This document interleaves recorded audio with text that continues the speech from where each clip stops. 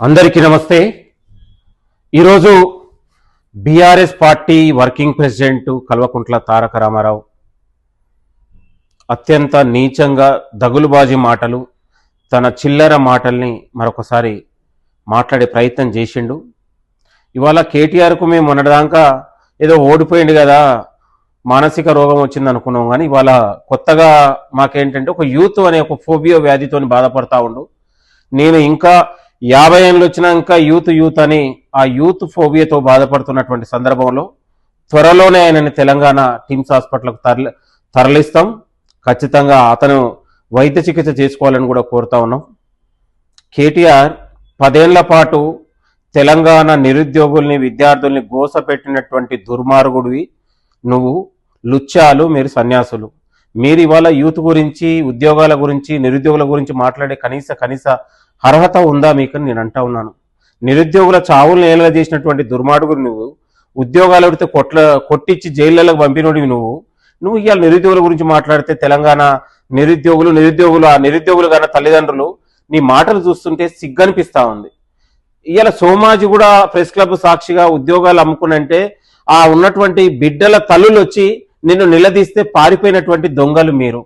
ఇవాళ నిరుద్యోగుల గురించి నువ్వు మాట్లాడితే ఎట్లా? నేను అనేది 10 ఏళ్లలో ఇవాళ విద్య విధ్వంసం అయిపోయింది. ప్రభుత్వ స్కూళ్ళను మూసేస్తవి, యూనివర్సిటీలను మూసేస్తవి. 10 ఏళ్లలో ఏ ఒక్క రోజన్నా యూనివర్సిటీల దగ్గరకు వచ్చి నీ ముఖం కనపడదా? ఇవాళ క్వాలిటీ విద్య గురించి, ఇంజనీరింగ్ విద్య అంటే క్వాలిటీ గురించి, పిల్లల చదువు గురించి ముఖ్యమంత్రి గారు మాట్లాడితే దాన్ని కూడా తప్పుదం మాట్లాడుతుంటివి. ఇవాళ ఏడాదిలోనే నిరుద్యోగుల్ని కడుపులో పెట్టుకొని చూసుకున్నటువంటి ప్రభుత్వం, ఉద్యోగాలు ఇచ్చిన ప్రభుత్వం, నీకు చేతగాక, నీకు 10 ఏళ్ల పాటు నీకు ఉన్నటువంటి అసమర్థతతోని, నీ నిర్లక్ష్యంతో ఉద్యోగాలు ఇవ్వక నీ లీకేజీలకు, ప్యాకేజీలకు పాల్పడినటువంటి దొంగలు మీరు. నీ లీకేజీ ప్యాకేజీలై పరీక్ష తేదీలు ప్రకటించుకొని తోకముడిచి గాలికి వదిలేసినటువంటి సందర్భంలో ప్రజాప్రభుత్వం ముఖ్యమంత్రి రేవంత్ రెడ్డి గారు వచ్చిన తర్వాత కదా ఇవాళ ఉద్యోగ నోటిఫికేషన్లు ఇచ్చి ఉద్యోగాలు భర్తీ చేసి ఇవాళ వాళ్ళకు నియామక పత్రాలు ఇచ్చినటువంటి సందర్భం తెలంగాణ రాష్ట్రంలో ఆనవాయితీగా కొనసాగుతూ ఉంది. ఇవాళ నీ చిల్లర మాటలు, ఇవాళ అఫిడవిట్, ముఖ్యమంత్రి గారికి అఫిడవిట్ తెలుసా మాట్లాడుతా ఉన్నావు. నీ రాజకీయ శాసనాన్ని, నీ రాజకీయ పతనాన్ని ఇవాళ అఫిడవిట్ నింపడం కూడా తెలుసు ముఖ్యమంత్రి గారికి. గుర్తుపెట్టుకో, నీ అవినీతి మీద, నీ తల పొగరి మీద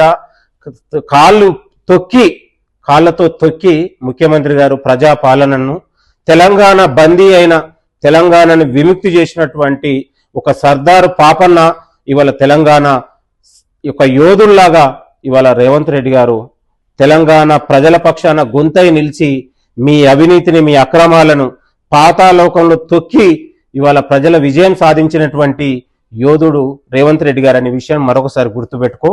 చెప్పింది తూచ తప్పకుండా చేసిండు. మళ్ళీ కూడా చెప్తా ఉన్నాడు, 2000 వచ్చే ఎన్నికల్లో కూడా నిన్ను అసెంబ్లీ గేట్ కూడా తాకనీయడని ముఖ్యమంత్రి గారు చెప్పారు. అది చేసి చూపిస్తాడు, రాసి పెట్టుకో బిడ్డ. నీ పొగరుబోతు మాటలు, నీ అహంకారపూరిత మాటలు నీ తెలంగాణ భవన్లో నడుస్తుందేమో కానీ తెలంగాణ ప్రజాక్షేత్రంలో నడవదనే విషయాన్ని కేటీఆర్కి హెచ్చరిస్తా ఉన్నాం. నీకు దమ్ముంటే 10 ఏళ్లలో నువ్వు నిరుద్యోగులకు, తెలంగాణ యువతకు ఏం చేసినావో నీ మా గన్ పార్క్ దగ్గర వచ్చి నువ్వు మాట్లాడు బిడ్డ, అప్పుడు మేము నమ్ముతాము.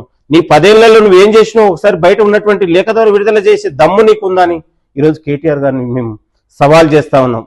ఈ పిచ్చి కూతలు, ఈ పొగరుబోతు మాటలు మానుకోకపోతే తెలంగాణ నిరుద్యోగులు ఇవాళ చెప్పుల దండేసి ఊరేగిస్తాం అనే విషయాన్ని మరొకసారి గుర్తుపెట్టుకో కేటీఆర్.